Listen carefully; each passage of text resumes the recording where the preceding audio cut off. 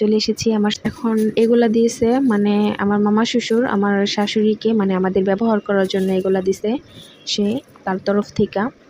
তো এই যে ইকরামনির বাবা আমাদের জন্য এগুলা পাঠিয়েছে।